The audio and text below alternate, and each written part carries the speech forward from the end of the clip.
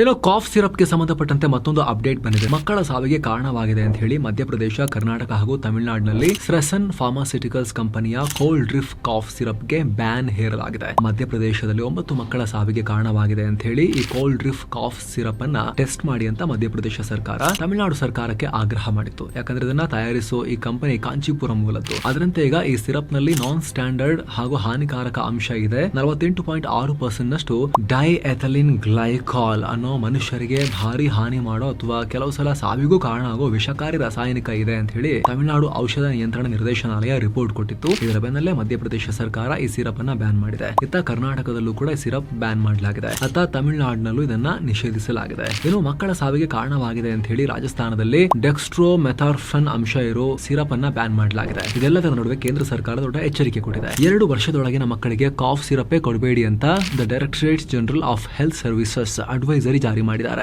Full ವಿಡಿಯೋಗಾಗಿ related link click ಮಾಡಿ.